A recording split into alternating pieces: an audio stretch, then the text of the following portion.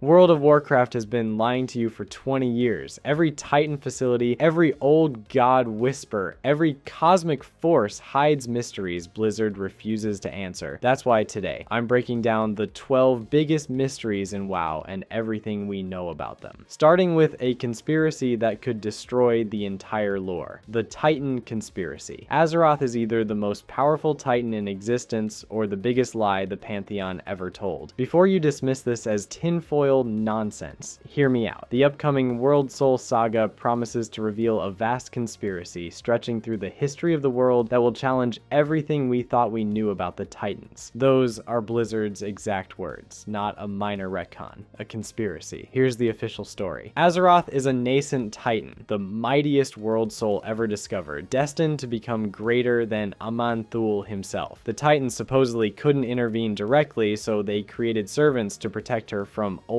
god corruption. Clean narrative, heroic protectors saving the universe. But here's where it gets dark. Recent war within content revealed Azeroth is designated the Prime World Soul, not just powerful, Prime, and she created beings called Thragar specifically designed to fight back against the Pantheon's efforts, active resistance. The World Soul is literally fighting the Titans. The Chronicles themselves admit they're biased in the Titans' favor. Ionar secretly conspired with Elune against Aman-Thul's wishes. The Titans left kill switches on every ordered world. The Forge of Origination can wipe all life to reset planetary evolution. Algalon the Observer would have re-originated Azeroth, killing millions simply because corruption existed. That's not protection. That's genocide with paperwork. And data miners found evidence the jailer's cryptic warning about what is to come specifically refers to the Titans' return. Not as saviors, as threats. Nobody talks about this. The community debates whether Azeroth is actually a first one rather than a Titan, or if the Titans eliminated the first ones and forcibly convert world souls like cosmic kidnappers. Either way, the beings we've worshipped as benevolent creators might be reality's biggest villains. But if you think godlike conspiracies are disturbing, wait until you hear about the deity nobody can actually classify. Elune's true nature. Elune is the only deity in World of Warcraft that Blizzard has never explained. 20 years of lore, and they still won't tell us what she actually is, and that's not an accident. Here's what we know. Elune taught the Dark Trolls Titan words after they became Night Elves, proving she existed before the Titans arrived. The Shadowlands revealed the Winter Queen is her sister, and together they embody the balance of the great cycle of life and death. In Legion, Khadgar discovered ancient tomes suggesting Elune created the Prime Naru, making her potentially responsible for the foundations of light itself. A planet named Elunaria exists where Ionar took refuge. Cool. But then, classify her. She's explicitly not a Titan, no Pantheon listing, and she predates their arrival. Developers confirmed she's not a Naru. She's not an Eternal One, though her sister is. She's not an old god. She doesn't fit into any established cosmic category. The Night Warrior power she grants literally tears mortals apart with divine wrath. Theurnax on planet Physandi became the first known Night Warrior to defeat an old god, proving Elune's worship extends cosmically beyond Azeroth. But here's where it breaks. If Elune is purely light, why is her most powerful form associated with darkness and eclipses? A non-Night Elf in Revendreth possesses a medallion of Elune's wrath, suggesting Night Warrior power existed in the Shadowlands before mortals. Azeroth has two moons, the White Lady and the Blue Child. If Elune is the White Lady, where is the Blue Child's deity? The leading theories get wild. Elune as a Light Lord, the Light's equivalent to Void Lords. Elune as a first one who transcends cosmic pantheons entirely. Elune is a dual Light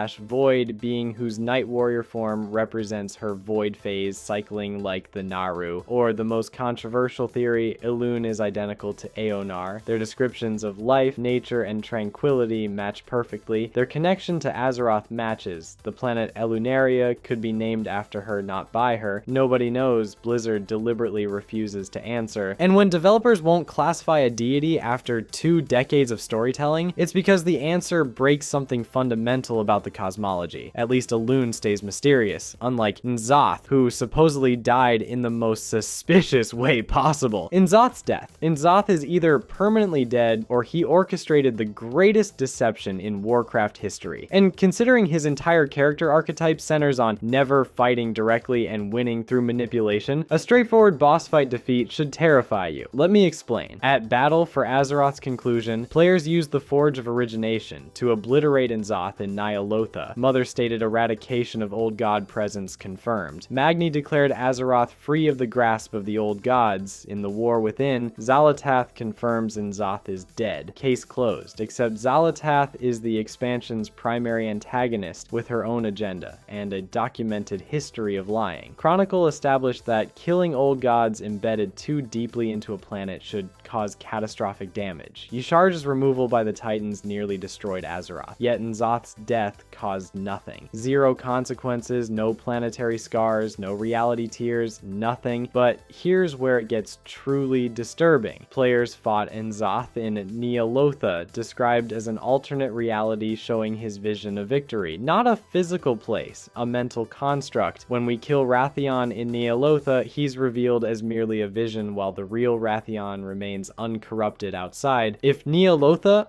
wasn't real, was N'Zoth's death real? And here's the part that breaks everything. Yeah, N'Zoth wanted the Forge of Origination restored. He sent forces to Uldum specifically to acquire it. Why would a master manipulator who plans millennia ahead want the weapon used to destroy him? The corrupted vision of Wrathion used the blade of the Black Empire to stab N'Zoth. That blade has flavor text reading, and it is very much still alive. Il'gynoth's death quote reveals Old God minions journeyed to Ny'alotha when killed, implying regeneration. The community theories are wild. N'Zoth's essence transferred into the blade. The Dawn of the Infinite Dungeon showed players traveling back and directly telling N'Zoth what would happen, giving him millennia to prepare for his supposed death. Or we only killed a vision while the real N'Zoth safely hid, watching us congratulate ourselves. Data miners found evidence Blizzard cut an entire post-N'Zoth storyline where his influence continued spreading. The sudden clean ending reeks of development time cuts, not narrative closure. A master deceiver dying in a straightforward boss fight after 8 years of buildup makes no sense. If you think that's the biggest threat we're ignoring, you haven't heard about the beings who created the Old Gods. The Void Lords. The Void Lords are positioned as the endgame antagonists of Warcraft's entire cosmology. They exist outside reality in a dimension of pure nothingness. They created the Old Gods to corrupt Titan world souls. They are the reason Sargeras created the Burning Legion, fearing a void corrupted Titan above all else. And despite this cosmic significance, they have never directly appeared in-game. Let that sink in. The ultimate threat of the entire Warcraft universe has been built up for years, and we've never seen one. Here's what the Chronicle established. Void Lords exist outside reality. Only the most powerful can manifest in the physical universe, and only briefly. They created Old Gods to infest nascent world souls because they couldn't corrupt adult Titans. Their goal is to corrupt a world soul into a void Titan that would consume reality and allow them to enter the physical cosmos. They scattered Old Gods across the universe blindly, not knowing which worlds held world souls. It's cosmic lottery terrorism. But here's the epistemological nightmare. The Void can see all possible futures simultaneously as truths, but cannot predict destiny alone. Old God prophecies through Il'gynoth keep coming true. Are they genuine foresight or probability manipulation? The Nathrazim infiltration book notes they can hide lies among 1,000 truths. When everything is simultaneously true and false, how do you fight it? Nobody knows what Void Lords actually look like. Nobody knows how many exist. Nobody knows if they have individual names or identities. Nobody knows what the true end they seek actually means. Nobody knows what happens if they succeed. Nobody knows if they can be destroyed. Nobody knows if they were created or have always existed. After years of being the stated ultimate threat, we have zero concrete information. And here's what makes it worse. The Void regards death as the true enemy that seeks the death of all possibilities, yet the Nathrazim death agents tried to manipulate Void Lords. Il'gynoth's whispers predicted death-related events accurately. The cosmic forces are playing chess with reality. reality, and mortals are the pieces nobody bothered to explain the rules to. The World Soul Saga is positioned to finally address this. Midnight and the Last Titan are supposed to give us answers, but the ultimate question haunts every expansion. Are we fighting the Void's plans or fulfilling them? When beings who see all possible futures warn you about threats, are they preventing disaster or causing it? Blizzard has spent years building Void Lords as the ultimate enemy while keeping them completely invisible. That's either brilliant long-term storytelling or a sign they have no idea how to resolve their own cosmic hierarchy. At least the Void Lords are still out there. Unlike the first ones, who supposedly created everything and then vanished without explanation. The first ones are godlike beings who supposedly created the entire WoW cosmos. All 6 cosmic forces, their pantheons, and the realms they inhabit. They designed the pattern of existence itself. And then they disappeared completely, leaving zero explanation for where they went or why. Shadowlands introduced them as the ultimate origin. Zereth Mortis was their workshop where they created the Shadowlands and Afterlives. Their technology resembles mathematics, characterized by geometric fractals. They speak a complex runic language. Their recurring symbol is a coiled serpent representing their infinite cycle. Eternal Ones believe 6 First Ones gave something of themselves to birth cosmic forces. But here's where it gets weird.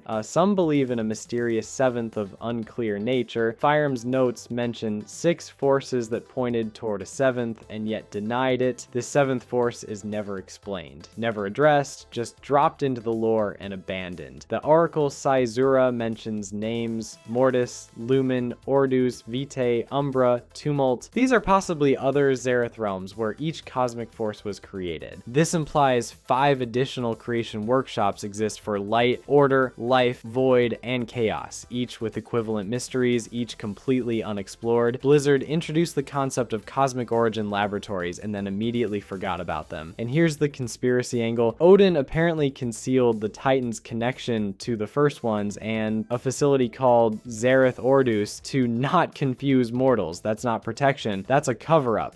Were Titans actually born from world souls like we were told, or created in Zereth Ordus like Eternal Ones were created in Zereth Mortis? If the Titans are lying about their origins, what else did they fabricate? I guess, but here's what makes the first ones truly bizarre. Despite being creators of reality, they're essentially never mentioned after Shadowlands. Recent PTR content suggests Blizzard may be retconning them as myth, potentially preparing for the Last Titan to reveal the truth was more complicated. Translation: Blizzard wrote themselves into a corner by introducing omnipotent creator gods, and now they're walking it back. The abandonment problem haunts every discussion. If first ones designed everything, why leave? Did something kill them? Did they ascend to another layer of reality? Are they sleeping? Imprisoned? Dead? The game refuses to answer. We're told these beings created the fundamental laws of existence, and then the story just moves on like that's not the most important question in the entire cosmology. Players spent an entire expansion in the realm where reality was supposedly designed, and we learned almost nothing about the designers. That's either intentional mystery building for future content, or Blizzard genuinely didn't plan past the cool visual aesthetic of geometric afterlife factories. If cosmic creators can vanish without explanation, at least we know what happens to dragons who control time. They go insane and try to destroy everything. Nozdormu's fate. Nozdormu, the bronze dragon aspect and guardian of time, is destined to become Murazond, the twisted leader of the infinite dragonflight. This was established when Aman'Thul granted his powers. The aspect was shown his own death as a reminder that even he must answer to mortality. The mystery is whether this transformation is truly inevitable and what it means for free will in Warcraft. Here's what Cataclysm established. Players fought Murazond in Endtime, a potential future where the Hour of Twilight succeeded. Murazond stated he had witnessed the true Endtime, and this timeline was a blessing we simply cannot comprehend. Upon defeat, Nozdormu acknowledged the cycle would repeat. Still, in the future, I will fall into madness. The transformation was said to be caused by old gods tricking Nozdormu into trying to avoid his own death. Self-fulfilling prophecy in its purest form, but Dragonflight complicated everything. In Dawn of the Infinite, Chrono Lord Deos traveled to the primordial past to corrupt Proto-Drake Nozdormu directly, and succeeded briefly. Chromie and adventurers fixed the timeline.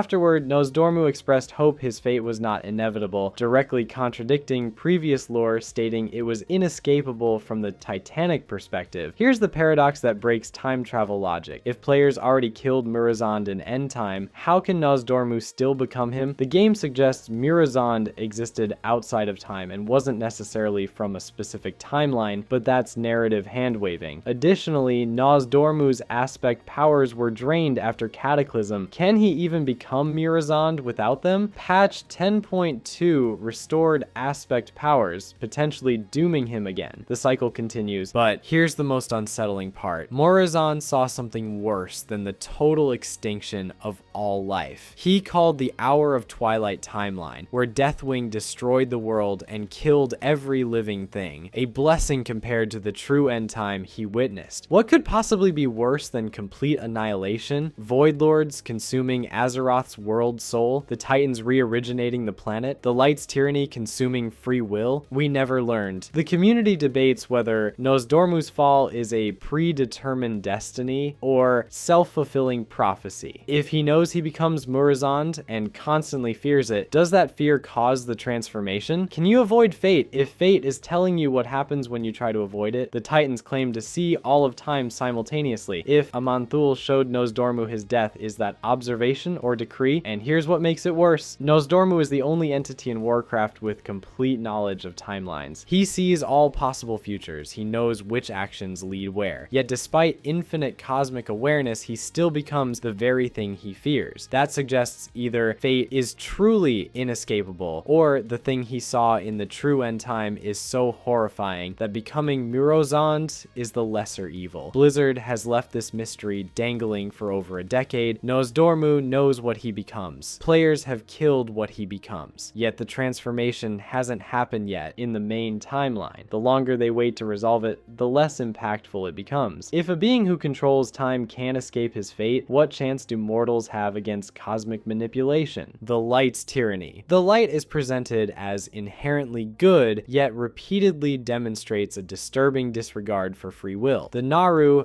beings of pure light, cycle between light and void states and have been shown to manipulate, forcibly convert, and withhold critical information from their followers. The central question nobody wants to ask is whether the Light is actually good or merely another cosmic force that can be wielded for tyranny. Here's the thing. In Legion, Prime Naru Dera attempted to forcibly purify Illidan against his will. She bound him in chains of light. When he refused her gift, she tried to force it anyway. Illidan destroyed her in response. Players watched a being of pure light commit what is essentially cosmic assault because she believed she knew better than the person whose body and soul she was trying to alter. And she had withheld the Naru's light void cycle from Turalyon and the Army of Light for 1,000 years. Benevolent gods don't hide fundamental truths from their most devoted servants, but that's just one Naru. The real horror is the Lightbound. After defeating Archimond on alternate Draenor, Earl became High Exarch and leads an army that forcibly converts orcs to the light. Those who resist are purged, killed. A Yu-Garrosh, the guy who committed genocide in the main timeline, willingly joined them. Grommash claims the light has doomed the planet. They serve a mysterious light mother whose identity remains unknown. This isn't righteous crusading, this is cosmic fascism with a golden aesthetic. And here's where it breaks the entire moral framework of Warcraft. The light empowers whoever truly believes they're righteous, psychopaths included. The Scarlet Crusade wielded genuine holy light while committing atrocities against anyone they deemed corrupted. The Arakoa practiced genocidal racial supremacy through sun worship.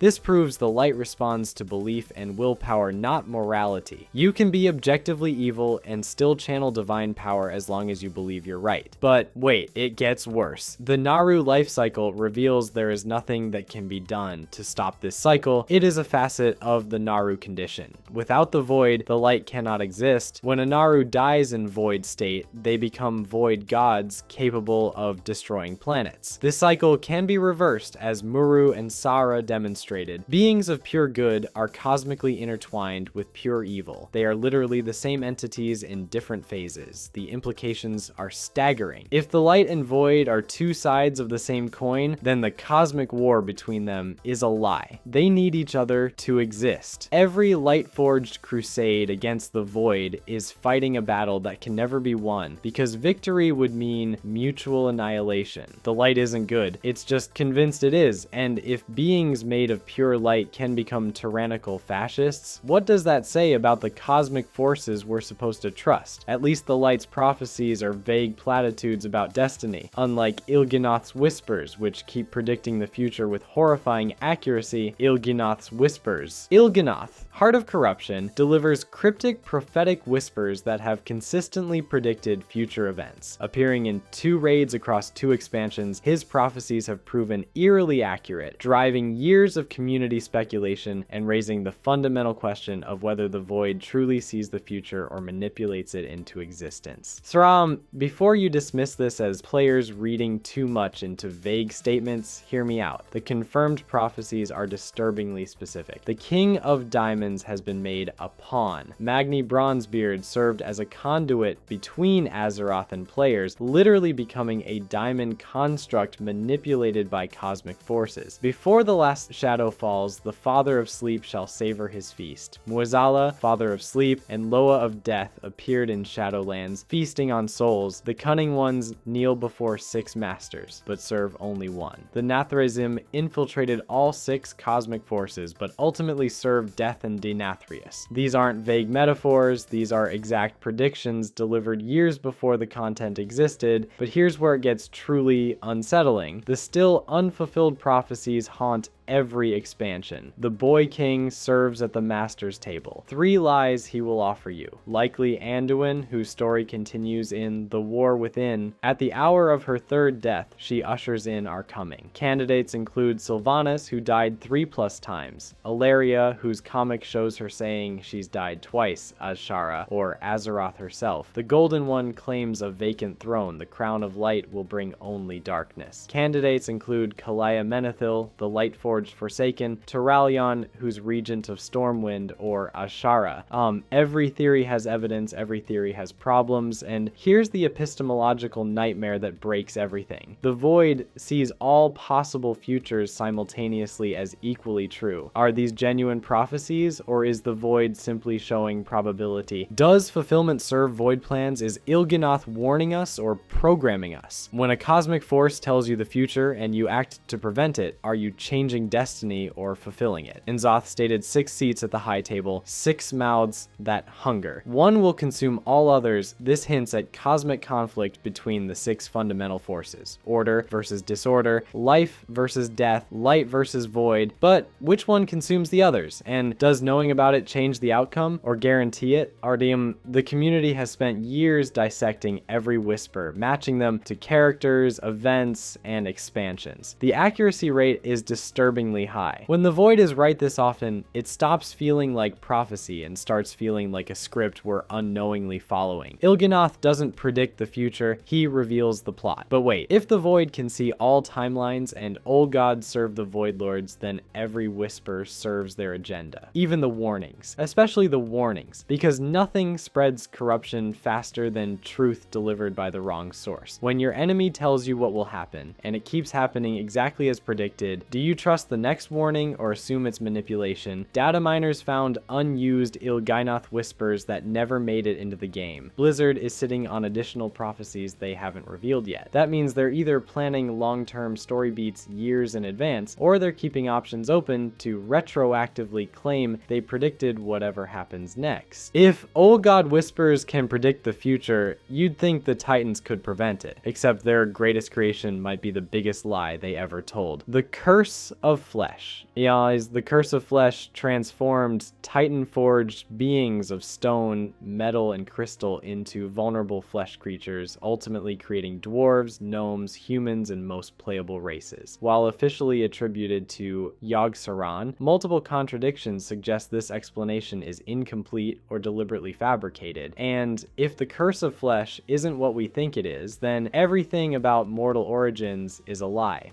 Here's the official version. Yogg-Saron corrupted the Forge of Wills with the curse, designed to facilitate assimilation and make Titan creations vulnerable to old god corruption. It spread like a disease over millennia. The Titans observed but couldn't remove it without destroying Azeroth. Clean narrative, tragic corruption, villains win one. But here's the thing. The Tribunal of Ages is the source of this information. That same tribunal was altered by the corrupted Loken to hide his crimes. How much of what we learned is fabrication? The entire origin story of mortal races comes from a compromised source, and nobody questions it. And here's where it completely breaks. Draenor's evolution happened without the old gods. Colossals evolved into Magnaran, then Gron, then Ogron, then ogres, then orcs. Each stage is smaller and fleshier with no curse involvement. This suggests flesh transformation may be natural planetary evolution, not corruption. If Draenor did it naturally, why assume Azeroth's version was artificial? But wait, the Uldaman revelation adds another layer. The lore keeper of Norgannon references seed races and synthesis matrices. That's not a corrupt language. That's intentional design language. The Dis of Norgannon, supposedly the correct history, spoke of seeded and shaped worlds, potentially suggesting devolution was intended from the start. The Titans may have always planned for their creations to become flesh. And here's the irony that destroys the official narrative. If the curse was intended to weaken Azeroth's defenders, it backfired spectacularly. Flesh mortals defeated the old gods. They defeated the Burning Legion. They defeated the Lich King. They defeated Deathwing. They defeated every cosmic threat the universe threw at them. Algalon the Observer realized this during his own defeat. Perhaps it is your imperfections, that which grants you free will, that allows you to persevere against all cosmically calculated odds. You prevail where the Titans' own perfect creations have failed. The Titans' perfect, immortal, incorruptible servants failed repeatedly. The cursed, mortal, vulnerable flesh creatures succeeded. That's not a curse. That's an upgrade. So here's the real question nobody wants to ask. Did Yogg-Saron actually create the curse of flesh, or did he simply take credit for something the Titans designed? If flesh grants free will and adaptability that stone servants lack, maybe the Titans engineered it intentionally. Maybe they needed defenders who could think independently, or maybe they needed something the perfect Titan Forged couldn't provide, and they're calling it a curse to hide their own genetic experimentation. The evidence points toward intentional design disguised as corruption. Titan facilities reference synthesis and seeding. Multiple planets show similar evolution patterns, and the supposed weakness turned mortals into the strongest defenders in the cosmos. When your greatest failure becomes your greatest success, was it ever really a failure? Blizzard has left this mystery deliberately vague for 2 decades, because if the curse of flesh was Titan design all along, then the entire moral framework of order versus chaos collapses. The good guys were experimenting on their own creations. The bad guys were just telling the truth. At least the curse of flesh has a villain we can point to, even if the story doesn't add up. Unlike the Jailer's master plan, which still makes 0 sense years later. The Jailer's warning. In his final moments, Zovaal the Jailer cryptically warned you to preserve that which is doomed. A cosmos divided will not survive what is to come. This suggests he foresaw some catastrophic threat motivating his entire millennia-long scheme. Yet Blizzard never revealed what it was, leaving this mystery hanging over all future content like a narrative axe that refuses to fall. And that's not hyperbole. This is WOW's biggest dangling plot thread. Here's what we know. Zovaal became disillusioned with the first one's design while serving as the original arbiter. He foresaw a looming threat that would destroy everything if the cosmos was left divided. His solution was to unite the cosmos through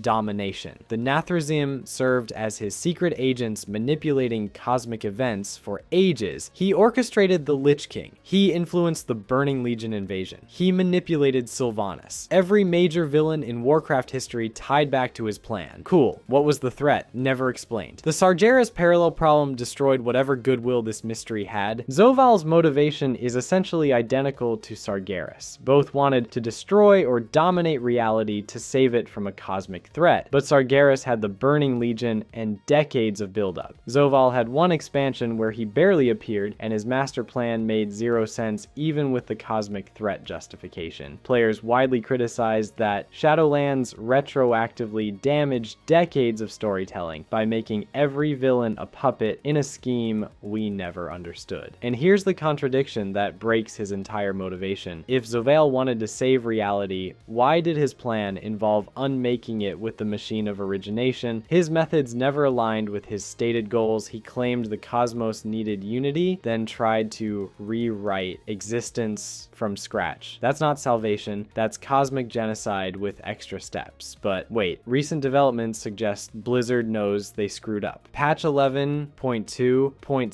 PTR dialogue shows characters stating Zovail doesn't even know what is to come, potentially preparing a soft retcon. Translation: Blizzard wrote a mystery villain whose master plan hinged on a threat they never defined, realized it was narratively unsatisfying, and now they're walking it back by suggesting he was delusional. That's not a resolution. That's admitting the mystery was broken from the start. The community theories about what the threat could be range everywhere. Void Lords consuming reality, the light's tyranny eliminates free will, cosmic entropy where the six forces tear existence apart, the first ones return to unmake their failed creation, Azeroth herself awakening as something that destroys the cosmos. Every theory has evidence. Every theory would be more interesting than what we got, which was nothing. And here's what makes this particularly frustrating. If the threat is real, why aren't we addressing it? If the threat is fake, why did Zovail believe it? If he was manipulated, who manipulated him? The Void, the First Ones, the Titans? The game refuses to answer, leaving an entire expansion's villain motivation as an unresolved question mark. Data miners found evidence Shadowlands went through massive rewrites during development. The Jailer's story was likely a casualty of production chaos, but that doesn't make the mystery less important to the overall narrative. Whatever threat Zovail saw either exists and we're ignoring it, or it never existed and Shadowlands' entire plot was built on nothing. Blizzard spent an entire expansion telling us the cosmos faces an existential threat, then immediately moved on without addressing it. That's either a brilliant long-term setup for future content or the single biggest dropped plot thread in WoW's history. If cosmic masterminds can't explain their own motivations, at least dragons have the excuse of prophetic visions, which brings us to the black dragon whose loyalties nobody can pin down. Raytheon's true plan. Raytheon is the last uncorrupted black dragon created through Titan artifact experimentation. Since hatching, he has manipulated events across multiple expansions with stated goals of protecting Azeroth, but his methods, vision sources, and true motivations remain deeply mysterious. And when a 2-year-old dragon starts orchestrating geopolitical catastrophes based on prophetic visions nobody can trace, you should probably ask where those visions came from. Here's the prophetic problem that nobody addresses. At barely 2 years old, Wrathion had visions of Azeroth engulfed in flame by the Burning Legion. This was years before anyone knew they were returning. Where did these visions come from? Was it old gods manipulating him? Azeroth's world soul speaking to him? The Titan artifact that created him implanting objectives? This was never explained. A hatchling dragon shouldn't have cosmic level foresight, yet he accurately predicted threats that blindsided everyone else. And here's where his actions stop making sense. The Garrosh Gambit. Wrathion worked with the Infinite Dragonflight and freed Garrosh Hellscream, sending him to alternate Draenor. He claims this was to prepare Azeroth for the Legion by creating a unified Iron Horde army. Cool plan. Except the Iron Horde invasion he caused directly led to Gul'dan opening the Legion portal. He created the exact threat he claimed to be preventing. Was it a mistake, self-fulfilling prophecy, or did he know this would happen and consider it necessary? The game never clarifies. Wrathion just disappears for an expansion, then returns acting like nothing happened. But here's what truly breaks his story. The N'Zoth question. In the Ny'alotha raid, Wrathion's encounter description claims with his mind twisted by N'Zoth, he believes the only way he can truly defend Azeroth is to rule it in the old god's name. That's not subtle corruption, that's full old god domination. Yet post-battle for Azeroth, he acts completely normally. Was he actually corrupted? Did defeating Vision Wrathion purge the corruption? Did it transfer somewhere else? The storyline never addressed this. He was corrupted by an old god in content explicitly designed to show corruption, and the narrative just moved on. And here's the Titan artifact mystery that undermines his entire existence. His creation via the Titan artifact makes him potentially less a proper dragon and more a draconic extension of that Titan artifact. The Red Dragonflight helped create him through this process. Then they attacked Ravenholt to kill him afterward. Why? What did they discover about what he actually is? Never explained. Is Wrathion a Titan sleeper agent with implanted objectives? A tool of cosmic forces operating beyond his understanding? When your entire existence comes from Titan experimentation and your prophetic visions accurately predict cosmic level threats, you're either incredibly gifted or incredibly manipulated. The community debates whether Wrathion is genuinely trying to save Azeroth or unknowingly serving some cosmic agenda. His visions came true. His manipulations caused disasters. His corruption was real but had no consequences. His creation involved forces that immediately tried to kill him. None of this is normal dragon behavior. None of this follows established lore patterns, and here's what makes it worse. Wrathion is positioned as a major character in future content. The War Within shows him working with players again. But we still don't know whose side he's actually on because we don't know who gave him his mission.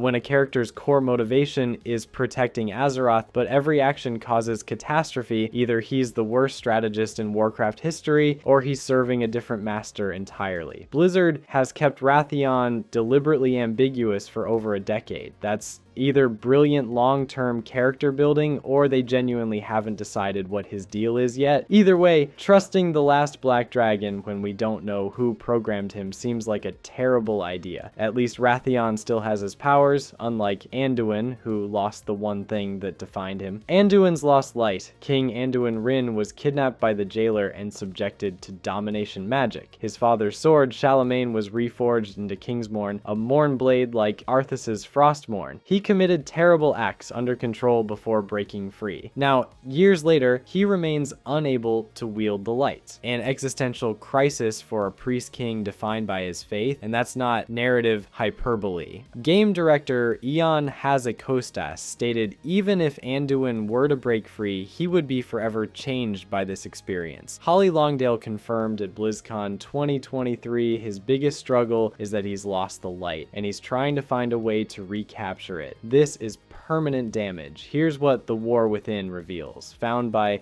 Thrall and Silithus, Anduin appears decades older despite being 25, scarred, weathered, gray-haired, hands trembling. He looks like he aged 30 years and 3. The trauma manifests physically, but the spiritual wound runs deeper. He can't access the light anymore. The one constant throughout his entire life gone, but here's the paradox that breaks established lore. The light has previously been shown to work through faith and belief, yet morally questionable characters, the entire Scarlet Crusade, wielded it without issue. Why can Anduin, who retains his compassionate core, no longer access it when zealots can? Is it psychological trauma, actual spiritual damage, or something the jailer implanted that blocks divine connection? The Arthas parallel is deliberate and disturbing. Both were princes, both had their swords corrupted into Mornblades. Both were used as tools of cosmic evil, yet Arthas received only a blue orb send-off while Anduin lives to reckon with his experience. The game's portrayal explicitly represents trauma and PTSD recovery, but the cosmic implications remain unexplored. Can domination magic permanently sever someone from the light? If so, what does that mean for every other victim? And here's what the community fears most. Anduin may turn to the void in desperation. He's resisted shadow powers his whole life according to Shadows Rising. He's been the champion of the light since childhood. But when the light abandons you after you've sacrificed everything, where do you turn? The void whispers to the broken. The void promises power to the powerless. The void offers answers when faith provides nothing. A light-wielding king falling to shadow would be the ultimate corruption arc. But wait, there's another possibility that's somehow worse. Domination magic left residual effects on his soul. The jailer's influence might not be gone, just dormant. Kingsmorn was shattered, but was the connection truly severed? Mornblades bind wielders to their creators. Frostmourne consumed Arthas even after Ner'zhul was gone. What if Anduin's lost light isn't trauma or damage, but active suppression from lingering domination magic the jailer embedded? What if he's still connected to Death's realm, and the light refuses to touch him because he's been marked? The community theories range everywhere. Anduin turning void. Anduin never wielding light again and becoming a warrior king king like his father. Anduin discovering a new cosmic force that transcends light and shadow. Anduin becoming the fulfillment of Il'gynoth's prophecy about the boy king serving at the master's table, offering 3 lies. Every theory has evidence. Every theory would fundamentally change his character. And here's what makes this mystery particularly haunting. Anduin represents hope in Warcraft. The prince who chose peace over war. The king who valued compassion over conquest. The priest who wielded light through faith rather than zealotry. If that character can be broken so thoroughly that he loses his connection to the divine, what does that say about anyone's ability to recover from cosmic trauma? Blizzard is treating this as a long-term character arc spanning multiple expansions. The War Within is just the beginning of Anduin's journey to reclaim what he lost. But whether he reclaims the light, finds something new, or falls to darkness entirely remains World of Warcraft's most emotionally devastating unresolved mystery. If you enjoyed this video and want to see more, click the video on the screen now.